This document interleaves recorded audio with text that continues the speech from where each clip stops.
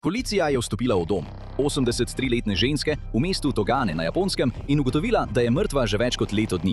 Njeno telo je bilo močno razkrojeno, vendar ni bila prijavljena kot pogrešana. Preprosto so jo pustili tam, kjer je umrla. Ni bila sama. V hiši je bila še ena oseba, njen 46-letni sin Hisataka. Ko so ga policisti vprašali, zakaj je več kot leto dni skrival materino smrt, je bil njegov odgovor srhljiv. Ni vedel, kaj naj stori. To ni bil primer umora. Hisataka je bil hikikomori. Oseba, ki se je desetletja umikala iz družbe in skoraj v celoti živela v domu, kjer je odraščal, medtem ko je zanj skrbela mati. Ko je umrla, je z njo umrlo tudi edino okolje, ki ga je kdaj poznal. Aretrirali so ga zaradi nepravilnega ravnanja s truplom. Toda njegov primer je razkril veliko večje vprašanje. Kaj se zgodi, ko cela generacija nima pojma, kako preživeti, ko njihovih staršev ni več? Žalostno dejstvo življenja je, da bomo večina izmed nas preživeli svoje starše. Slej ko prej pride dan, ko ljudi, ki so nas vzgajali, ni več. Večinoma starši odidejo z občutkom, da je prihodnost njihovega otroka varna. Razen kadar ni tako. Po vsem svetu več mladih odraslih kot kdajkoli prej živi s svojimi starši. Naraščajoči stroški stanovanj, negotove službe in življenjski stroški so odraslost spremenili v veliko daljše prehodno obdobje. Za druge pa se osamosvajanje ni le ustavilo, ampak se je povsem sesulo. Ocenjuje se, da trenutno 1.460.000 Japoncev živi kot hikikomori, ki skoraj ves svoj čas preživijo doma in se s svetom povezujejo le prek računalnikov. Ocenjuje se, da je polovica tega zaskrbljujočega števila stara med 40 in 64 let. To pomeni, da jim zmanjkuje časa. Za mnoge se je ta varnostna mreža preprosto pretrgala in imajo malo upanja, da bi si ustvarili smiselno življenje. A to postane samouresničujoča se prerokba. Ko dolgo časa ne uporabljaš določene veščine, začne ta pešati. Veščina v tem primeru je socialna interakcija. Hikikomori so opazili, da se jim z vsako leto, ki ga preživijo v svojih sobah, sposobnost interakcije z zunanjim svetom slabša. Zdaj njihova edina vez s svetom izginja. Ena starejša oseba za drugo. To niso le otroci, ki igrajo video igre. To so odrasli ljudje, ki brez pomoči drugih nimajo nobene sposobnosti preživetja v zunanjem svetu. Torej, kako je lahko milijone odraslih postalo tako prestrašenih stopiti ven, da so pustili, da jim življenje mineva mimo? Preprosto. Družba jih je pustila na cedilu. Ljudem so več generacij govorili, da obstaja ena pot do uspeha. Trdo delaj v šoli, imej dobre ocene, pojdi na fakulteto. Ko končaš, te čaka dobra služba in jo lahko obdržiš ter napreduješ v svoji karieri. Starši iz generacije baby boom in tihe generacije so pogosto pripovedovali svojim otrokom, kako so dobili svojo prvo službo tako, da so potrkali na vrata pisarne, opravili hiter razgovor in s tiskom roke dobili službo, ki so jo obdržali 45 let. Tistim, ki so šele vstopali na trg dela, je to zvenelo kot ameriške sanje. Za to generacijo pa je bilo to le sanje. Milenice in generacijo Z je prizadela ena kriza za drugo in čeprav so bile nekatere lokalizirane, jih je kar nekaj prizadelo skoraj vse. Ni bilo pomembno, ali si poskušal najti službo v New Yorku ali Tokiu. Recesija leta 2008 je uničila možnosti za vse. Veliko ljudi je izgubilo ves napredek, ki so ga dosegli in so se morali vrniti domov, nato pa so se počasi začeli pobirati nazaj. In potem se je zgodovina ponovila, le v drugačni obliki. Pandemija. COVID-19. Leta 2020 je povzročila še večje izgube delovnih mest, od katerih si številne industrije nikoli niso opomogle. Toliko ljudi je preprosto obupalo. Nekateri milenici so se vrnili domov in nikoli več niso odšli. Veliko pripadnikov generacije Z se sploh nikoli ni odselilo od doma. Zaradi gospodarske stagnacije se je nakup hiše zdel nedosegljiv sen, najemnina pa bi jim pojedla polovico mesečnega proračuna, tudi če bi imeli dobro službo. Če so imeli ljubeče starše, ki jih niso silili iz hiše, so imeli malo motivacije, da bi zamenjali udobno bivanje. A to je vodilo v splošen občutek stagnacije. Veliko milenicev in pripadnikov generacije Z je našlo delo na spletu, kar jim je omogočilo, da so ostali doma in zaslužili denar. Niso imeli ne denarja, ne motivacije, da bi hodili ven in hodili na zmenke. Generacija Z je še posebej zamenjala stare družbene razvade, kot je pitje, z igranjem na srečo prek spleta in časom pred zasloni. Ves čas pa je v ozadju tik-takala ura. Za starejše generacije je obstajala standardna pot, ki so ji sledili. Delaš, dokler ne prideš do upokojitve. Nato pa te kombinacija prihrankov, državne pokojnine in zasebne pokojnine pripelje do cilja. Toda zato potrebuješ službo s pokojninskimi ugodnostmi in možnost varčevanja. To so stvari, ki jih mlajša generacija pogosto nima. Ker je samostojno delo vse pogostejše, je lahko sicer dobro plačano, vendar ponuja malo varnosti, če podjetje propade ali se odloči delo prenesti na klicni center ali robota. In to pomeni, da ta opora počasi izginja. Pokojnine baby boomerjev so vse bolj skromne. Delo so že zaključili, a mnogi med njimi še vedno podpirajo svoje odrasle otroke. Ne le, da morajo varčevati v svojih zlatih letih, ampak tudi dediščina, na katero so njihovi otroci računali, bi se lahko izčrpala. To je razširjena kriza.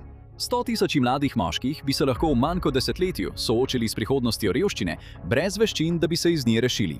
A niso samo moški, niti približno. Stereotip o piflarskem odraslem sinu, ki živi v svoji otroški sobi, je tako razširjen, da je postal stalna šala. Za ženske pa ni nobenega podobnega stereotipa. Zato toliko ljudi preseneti, da skoraj polovico japonske populacije hikikomori predstavljajo ženske.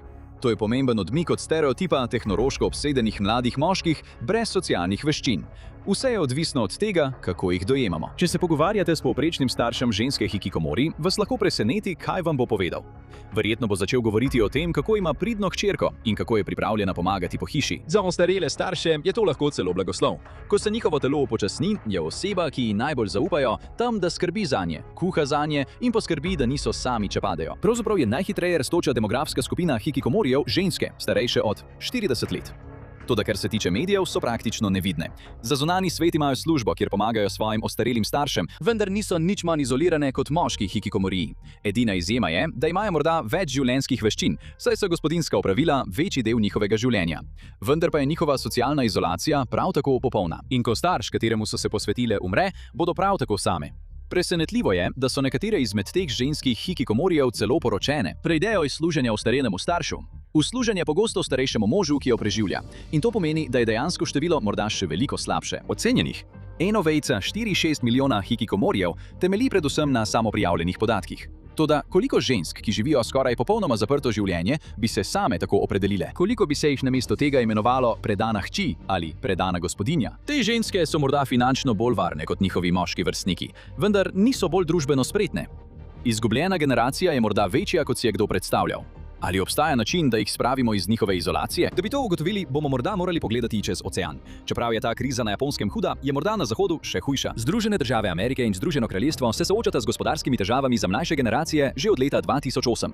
Samo v Združenih državah Amerike živi eden od 3 odraslih mlajših od 35 let pri svojih starših. Leta 1960 je bilo to le 20%. In če pogledamo samo moške, je to enako, kot da bi celotno prebivalstvo Floride živelo v svojih starih spalnicah. Združeno kraljestvo ni veliko boljše. Združeno kraljestvo je bilo vedno ponosno na svoj močan sistem socialnih storitev, vendar je to lahko dvorezen meč. Kritiki so pogosto trdili, da je prelahko živeti od socialnih pomoči, namesto da bi delali, vendar se je ta stereotip spremenil. To ni več samo podoba srednjeletnega moškega, ki se izogiba delu. Po vsej Angliji, Škotski, Walesu in Severni Irski nešteto mladih ljudi gleda na težaven trg dela in ne vidi nobenega upanja.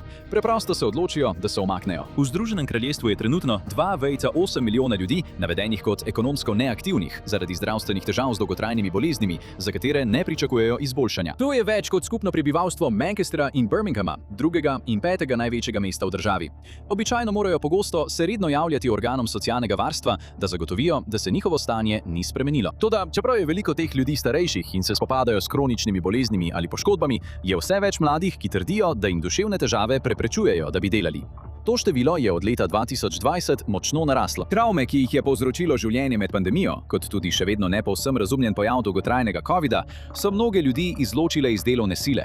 Zdaj bi lahko padli v isto past kot Japonska. Če še vedno živite starši, je verjetno, da pogosto poslušate njihova odločna mnenja. A obstaja eno veliko področje, kjer so morda ves čas imeli prav. Opozarjali so, da vam lahko čas pred zasloni pokvari možgane. Obstaja vse več dokazov, da je to morda največji dejavnik za Hikikomori Foundation in njene zahodne ustreznice. Milenici so bili prva generacija, ki je bila že v mladosti uvedena v digitalni svet, medtem ko je generacija Z odraščala kot digitalni domorodci s pametnimi telefoni in tablicami. Generacija Alfa pa je bila v zaslone potopljena že od dojenčkov. Čudovita stvar današnje tehnologije je, da jo lahko uporabimo za skoraj vse, in to pomeni, da je malo razlogov, da bi počeli kaj drugega. Številne tradicionalne poklicne poti so bile za veliko milenicov in generacijo Z zaprte. Delovna mesta fizičnih delavcev v tovarnah so se v veliki meri preselila v tujino. Pisarniška delovna mesta so pogosto izjemno konkurenčna in zahtevajo dolgo, drago univerzitetno izobrazbo. Najlažji način za preživetje in gradnjo življenjepisa je pogosto bilo delo na daljavo. Bilo ga je enostavno prilagoditi svojemu urniku, a za mnoge je postal središče njihovega življenja. Prijavili so se v službo prek spleta, opravili naloge, nato pa se prijavili v svoj Steam račun in igrali videoigre za sprostitev. Počasi je računalnik postal digitalna kletka. V preteklosti je bil čas pred zaslonom bolj pasiven. Vsi se spomnimo, kako smo ure in ure sedeli pred televizijo v sobotnih jutrih in gledali risanke, preden so nam starši rekli, naj gremo ven in se igramo. Zdaj pa je povsem mogoče, da si skozi zaslon zgradiš celo življenje. Milijoni ljudi imajo mrežo prijateljev, ki jih še nikoli niso srečali, službo, v katero še nikoli niso šli v pisarno in številne interese, ki obstajajo izključno v digitalnem prostoru. Sama misel na to, da bi bili brez dostopa do interneta, ljudi vznemirja. Ker internet postaja vse bolj poglobljena izkušnja, bo izolacija od resničnosti postajala le še hujša. Video igre zdaj vključujejo elemente navidezne resničnosti, ki ponujajo bolj čustveno intenzivno izkušnjo. Pojav umetne inteligence je povzročil, da se je nešteto ljudi še bolj umaknilo iz človeške interakcije. Raje klepetajo z AI klepetalniki kot z resničnimi spletnimi prijatelji. No, sezadnje, noben AI klepetalnik še nikoli ni prekinil prijateljstva zaradi spora glede videoigre in nobeno AI dekle še nikoli ni zahtevalo, da spoznaš njene starše. Ko je zunanji svet tako neprivlačen, kdo jim lahko zameri? Svet, v katerem so odraščali njihovi starši, preprosto ne obstaja več. Nadomestil ga je svet, kjer je vse predrago. Dobro plačanih služb ni več. Ni načina, da bi učinkovito varčevali za večje nakupe. Ne, če vam že vsakodnevni mali nakupi pojedo velik del prihrankov. Kruta resnica je, da dejstva to potrjujejo. Kaj je najpomembnejši del odselitve od staršev? Da imaš sploh kam iti. Pa to je vse bolj nemogoče, saj razmerje med najemnino in dohodkom pogosto presega 50%. To se je izkazalo za psihološki prag, na katerega sociologi opozarjajo kot na točko umika. Ko večino svojega dohodka porabiš samo zato, da imaš streho nad glavo, začne psihološka motivacija za delo izginjati. Preprosto se zdi, kot da si v pasti, iz katere ni izhoda. Med alternativami se zdi bivanje doma povsem v redu. Dokler ima mlad človek dober odnos s starši, je to varen, enostaven in trajnosten kraj za življenje brez večjih slabosti. Alternativa je, da plačuješ ogromno za povprečno stanovanje brez možnosti dolgoročnega varčevanja ali pa najdeš stanovanjsko rešitev s sostanovalci. Če boš tako ali tako imel sostanovalce, zakaj ne bi imel takih, s katerimi si že 18 let navajen živeti? Če obstaja ena beseda, ki bi jo mnogi milenici in pripadniki generacije Z uporabili za prihodnost, je to demoralizirani. Toda trenutni status quo ni vzdržen. Čas se izteka za generacijo baby boomerjev. Ko se starajo, se življenja, ki so jih preživeli v skrbi za svoje odrasle otroke, bližajo neizogibnemu koncu. Za nekatere je morda rešilna bilka, dediščina ali družinski dom, ki bi lahko zagotovil finančno varnost, potrebno za začetek samostojnega življenja. Toda za hikikomorije in druge, ki se zapirajo po svetu, smrt starša pogosto ni priložnost. To je trenutek, ko se vse sesuje. Ko generacija baby boomerjev vstopa v starost, se vlade soočajo s problemom, s katerim se še nikoli niso srečale v takšnem obsegu. Več upokojencev potrebuje pokojnine, zdravstveno varstvo in dolgotrajno oskrbo, medtem ko je razmeroma manjša delovno aktivna populacija tista, ki mora vse to financirati. To je privedlo do strahu ljudi, da bi lahko sistemi kot so Social Security, Medicare in britanska nacionalna zdravstvena služba bankrotirali. Nekdo mora pokriti primanjkljaj. Generacija baby boom je bila prisiljena poseči po svojih prihrankih, da bi plačala stroške upokojitve ali nepričakovane zdravstvene stroške. Nekateri so se odločili, da je čas, da prodajo hišo, v kateri so vzgajali svoje družine. Kaj se zgodi, ko vzdrževan otrok postane vzdrževan odrasel v srednjih letih? Ko desetletja preživi v hiši svojih staršev, nikoli ne zgradi kariere, nikoli se ne nauči živeti samostojno, nato pa nekega dne staršev ni več. Če je treba družinsko hišo prodati za plačilo dolgotrajne oskrbe, ni dediščine, ni rezervnega načrta, ni druge priložnosti. Za mnoge je to vprašanje, ki si ga je pretežko zastaviti, a problem postaja nemogoče prezreti. Za zahodnjake se zdi pojav hikikomori na Japonskem kot edinstven kulturni pojav, ki ga povzroča družba, znana po tem, da skriva svoje skrivnosti. Družba, ki jo je globoko strah javne sramote. A to so le najbolj skrajni primeri. Kot je srednjeletni moški, ki ga je bilo tako strah biti sam, da je več kot leto dni živel skupaj s truplom svoje matere. Toda za mnoge to ni izbira, da bi se izolirali od sveta. To je preprosto nekaj, kar se zgodi, ko počasi živijo edino življenje, ki so ga poznali. Cena česarkoli drugega je prevelika, da bi jo lahko prenesli.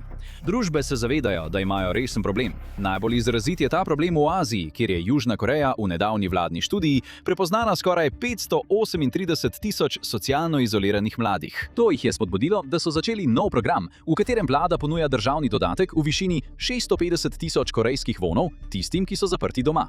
Če se prijavijo, bodo morali zapustiti hišo zaradi svetovanja in programov. Nekateri pravijo, da je to dobra ideja za reševanje resničnega problema. Drugi to primerjajo s tem, da vlada plačuje odkupnino, da bi imela dovolj ljudi za delovno silo. A ponovna socializacija ljudi je morda težja, kot se sliši. Če je rešitev Južne Koreje obupana, je japonska rešitev nenavadna. Leta 2019 je problem hikikomori postal mednarodna novica, ko je bil predstavljen program Rent a Sister. Program, ki ga organizira podjetje New Start, omogoča osamljenim mladim moškim, da se prijavijo za obiske žensk, ki obiskujejo zaprte posameznike. Sprva se z njimi pogovarjajo skozi vrata in jih skušajo prepričati, da pridejo iz hiše. Cilj je, da ti hikikomori morda preselijo v skupnostno bivanje, kjer lahko sklepajo prijateljstva in naredijo prve korake proti delu za krajši delovni čas. Ti programi so pokazali nekaj napredka, vendar so v resnici le obliži na strelno rano. Lahko je gledati na ta nenavaden pojav na Japonskem, kjer se milijoni mladih preprosto odločijo, da se ne bodo vključevali v družbo in misliti, da gre za poseben problem. Toda hikikomori niso izključno japonski problem. So kot kanarček v rudniku. Mi pa smo globoko v rudniku. Čas, da naslednjo generacijo zaprtih ljudi spodbudimo k vključitvi v družbo, se izteka, ker na koncu ne bo nikogar več, ki bi jim o tem povedal. Kaj se bo torej zgodilo, ko bo najsrečnejša generacija v zgodovini izginila? Poglejte to. To se bo zgodilo, ko bo generacija baby booma izumrla. Da vidite, kaj prihodnost prinaša za vse nas. Ali pa kliknite na ta video.